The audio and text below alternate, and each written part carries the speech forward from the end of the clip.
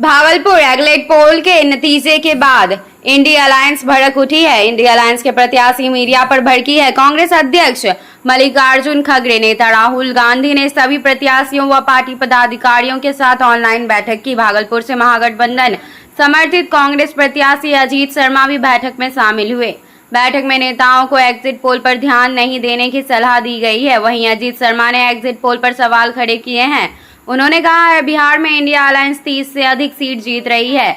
भागलपुर में हमारी जीत हो रही है, लेकिन एग्जिट पोल में हमारी हार है। भाजपा ने चैनलों को खरीदा है। बैठक में हमें यह कहा गया है कि किसी भी नतीजे के चक्कर में ना पड़े। हमारी जीत हो रही है, हमारी सरकार बन रही है। काउंटिंग हॉल में जो भी कार्यकर्ता रहेंगे वो अंत तक डटे रहें, इसी सलाह दी गई है। आप ये बताइए, आप मीडिया हैं, आप चौथा स्तंभ होते हैं पूरे जनता का, देश का। आपको क्या लगता है, जो माहौल आपने देखा होगा, जो एग्जिट पोल है, कहीं भी सच्चाई है क्या? आप बिहार की ले लीजिए, बिहार में भागलपुर का ले लीजिए। मैं एग्जिट पोल देख रहा हूं। भागलपुर से चुनाव जदयू के प्रत्याशी आदरणीय अजय मंडल जी जीत रहे हैं। आश्चर्य है।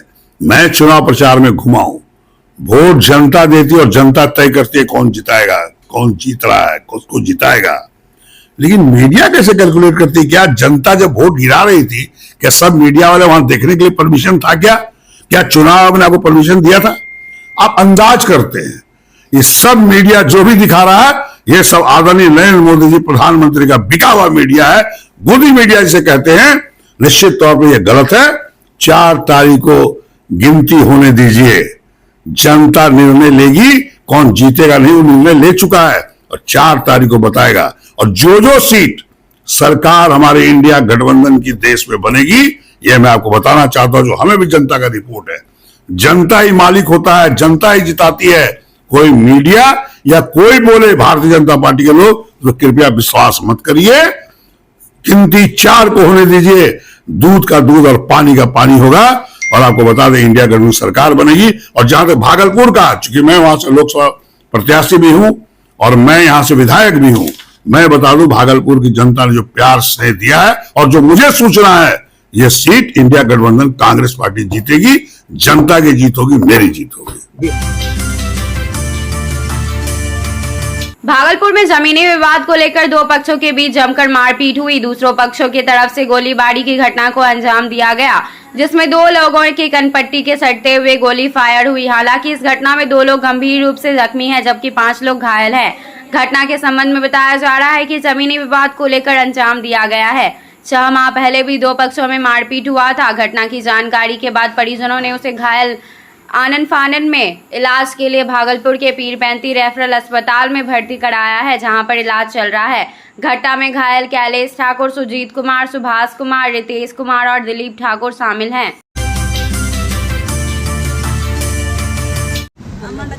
शादी करेंगे, लगा जो अपना बोला कि नहीं करेंगे शादी। पैसा ले लो 5 लाख, तुम शादी का और कहीं कर लो। ये कौन बोला? अमन राज। अमन राज कौन है? इसके साथ में घटना हुआ। क्या हुआ है तुम्हारे साथ में? क्यों आई हो महिला थाना? जोर से बोलो। क्या हुआ है? घटना क्या हुआ है? मेरे साथ रेप हुआ है। रेप हुआ है? किसने किया रेप? अमन राज ने। कौन है ये अमन राज?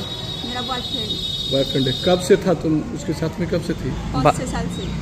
5-6 साल से बात थी। तो शादी की बात कही तो क्या कहा? वो बोला कि हम नहीं करेंगे, पैसा ले लो तुम शादी और कहीं कर लो। क्यों? अब जो पैसा देगा तो बोलता क्यों है कि क्यों 5 साल से अफेयर था तुम्हारे साथ, हम बिस्तर थी, अब क्यों ऐसा बोला? बोला कि नहीं करेंगे, हमको साथ में शादी। नौकरी कहाँ लगी है उसकी? कलकत्ता। किस विभाग में? वही इनकम टैक्स। इनकम टैक्स विभाग में नौकरी लगी है। कहाँ कराने वाला है अमन राज? रानी दियारा का। थाना बताओ। बुद्धू चक थाना। और तुम्हारा घर कहाँ हुआ? मेरे घर में रानी दियारा, बुद्धू चक थाना। अच्छा, तो क्या चाहती हो? शादी करना चाहती हूँ। अमन राज के परिवार से बातचीत हुई? नहीं हुआ। परिवार वाले से मिलने गई? बोला क्यों नहीं, लड़का जानेगा। अच्छा, परिवार वाले भी मतलब तैयार नहीं है, टाल मटोल कर रहे हैं तुम्हारे से। तुम केस करने के लिए आई? पुलिस ने क्या कहा? कार्रवाई करेंगे। हाँ। अच्छा।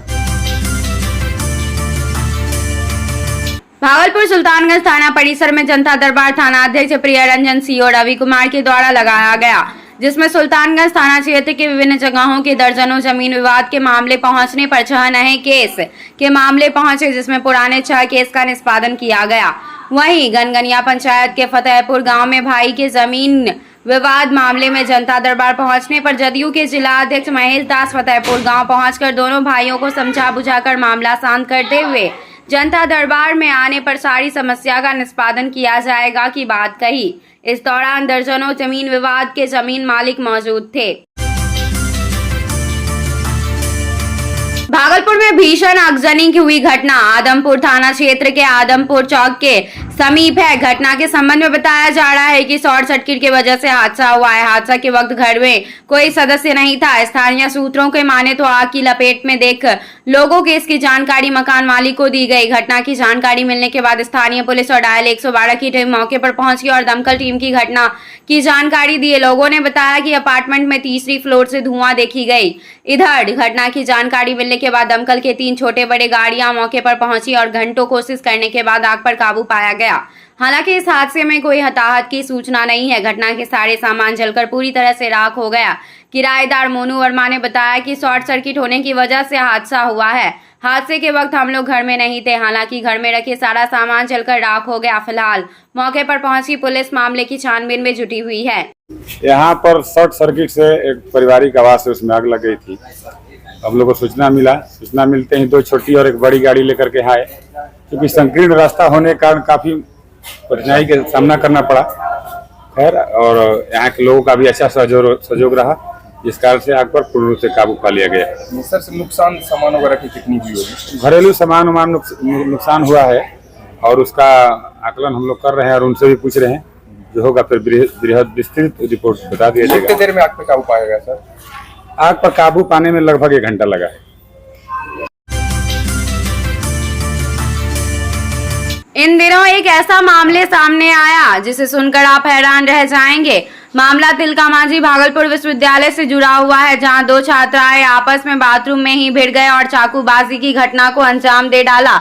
इस बात को कुलपति मानने से इनकार कर दिए कि चाकूबाजी की घटना हुई थी, लेकिन यूनिवर्सिटी विभाग के द्वारा छात्रा के पास से 2 चाकू बरामद किए गए हैं। बता दें कि इन दोनों पीसी के कई विषयों के एग्जाम चल रहे हैं, जिसको लेकर यह छात्राएं एग्जाम देने के लिए पहुंची थी। जिन छात्रों के बीच विवाद हुआ वह होम साइंस की छात्रा थी, तो वह दूसरी मनोविज्ञान की छात्रा है। इस घटना को सबसे पहले विभाग के 4th वर्गीय कर्मचारी बम ने देखा।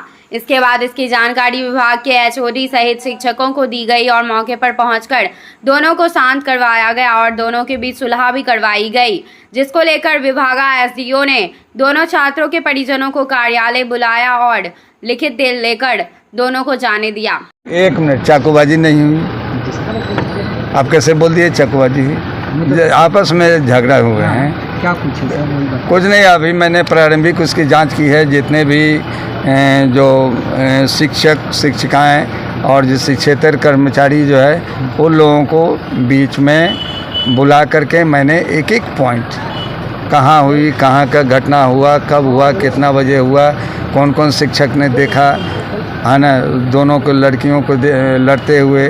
फिर बाद में जो है एक फ़ोटो आया है, छोटी छोटी चाकू है, उसका भी पता नहीं, उसने बताया कि उसके बैग में था।